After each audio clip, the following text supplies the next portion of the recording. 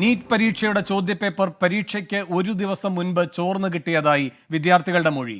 ബീഹാറിലെ സമസ്തിപൂർ പോലീസിനാണ് 4 വിദ്യാർത്ഥികൾ മൊഴി നൽകിയത്.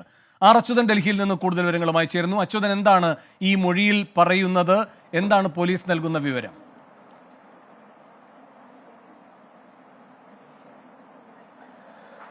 വേണു, ബീഹാറിൽ പൊതുവെ ഈ ചോദ്യപേപ്പർ ചോർച്ച നടന്നതുമായി ബന്ധപ്പെട്ടുള്ള അന്വേഷണം അത് ബീഹാർ പോലീസിന്റെ സാമ്പത്തിക കുറ്റാന്വേഷണ വിഭാഗം നടത്തുന്ന ഒരു ഘട്ടത്തിൽ കൂടിയാണ് ഈ സമസ്തിപൂർ പോലീസിന് മുൻപാകെ വിദ്യാർത്ഥിയായിട്ടുള്ള അനുരാഗ് യാദവ് മൊഴി നൽകിയിരിക്കുന്നത്. മൊഴി എഴുതി നൽകുകയാണ് ഉണ്ടായത്. അതിൽ പറയുന്നത് തന്റെ അമ്മാവൻ ഈ പരീക്ഷയ്ക്ക് തൊട്ടു മുൻപ് ഈ നീറ്റ് പരീക്ഷയുമായി ബന്ധപ്പെട്ട ഒരു ചോദ്യപേപ്പറും അതിന്റെ ഉത്തരവും നൽകിയിരുന്നു.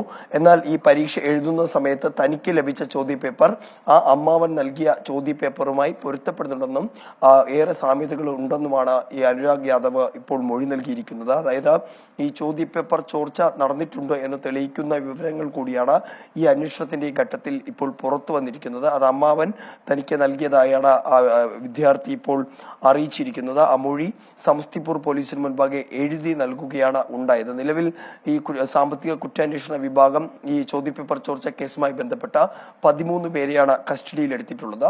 നിരവധി വിദ്യാർത്ഥികൾക്ക് ഇതിനോടകം സമൻസ് നൽകിയിട്ടുണ്ട്.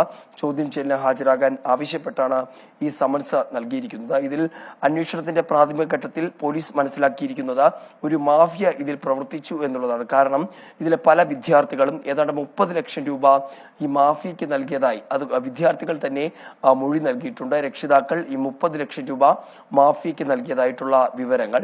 അപ്പോൾ ആ ഒരു സാഹചര്യം നിലനിൽക്കെയാണ് ഈ അന്വേഷണം പുരോഗമിക്കുന്നത്.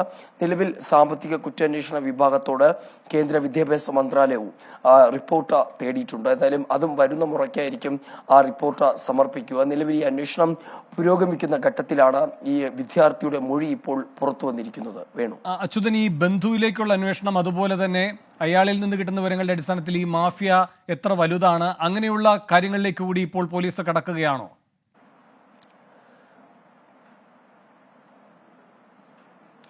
തീർച്ചയായിട്ടും വേണോ. അത് നേരത്തെ തന്നെ, അതായത് ഈ ചോദ്യപേപ്പർ ചോർച്ചയിൽ 30 ലക്ഷം രൂപ രക്ഷിതാക്കൾ നൽകിയെന്ന വിദ്യാർത്ഥികളുടെ മൊഴി പുറത്തു വന്നതിന് പിന്നാലെ തന്നെ ഈ ചെക്കുകളുമായി ബന്ധപ്പെട്ട്, അതായത് ഈ മാഫിയക്ക് കൈമാറി എന്നതുമായി ബന്ധപ്പെട്ട് കണ്ടെടുത്ത ഈ ചെക്കുകളുമായി ബന്ധപ്പെട്ടിട്ടുള്ള ബാങ്ക് അക്കൗണ്ടിന്റെ വിശദാംശങ്ങൾ പോലീസ് ഇപ്പോൾ ശേഖരിച്ചു വരികയാണ്.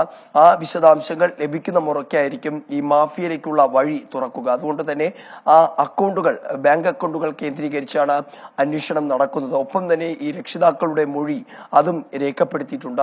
ചോദ്യം ചെയ്യലിൽ ആർക്കാണ് ഇത്തരം ഈ തുക, വലിയൊരു തുക നൽകിയത് എന്നടക്കമുള്ള കാര്യങ്ങൾ പരിശോധിച്ചുകൂടി വരികയാണ്. ഈ ചോദ്യപേപ്പറുകൾ പരീക്ഷയ്ക്ക് ശേഷം നശിപ്പിച്ചതായാണ് പോലീസ് കണ്ടെത്തിയിരിക്കുന്നത്. അത് കത്തിക്കരിഞ്ഞ നിലയിൽ ചില ചോദ്യക്കടലാസുകൾ ഈ വിദ്യാർത്ഥികളുടെ വീടുകളിൽ നിന്ന് കണ്ടെടുത്തിരുന്നു. അതിനായിട്ട് ഈ NTA തന്നെ യഥാർത്ഥ ചോദ്യപേപ്പറിന്റെ പകർപ്പ് അന്വേഷണ സംഘം തേടിയിട്ടുണ്ട്.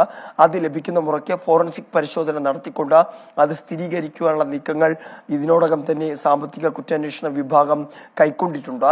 ഒപ്പം ഈ അക്കൗണ്ടുകൾ കേന്ദ്രീകരിച്ചുള്ള അന്വേഷണം വേണു സൂചിപ്പിച്ചതുപോലെ തന്നെ അത് ആ വലിയ മാഫിയയിലേക്കുള്ള ഒരു അന്വേഷണം കൂടിയായിരിക്കും. വേണു, ശരി. അച്യുതനാണ് ഡൽഹിയിൽ നിന്ന് വിവരങ്ങളുമായി ചേർന്നത്.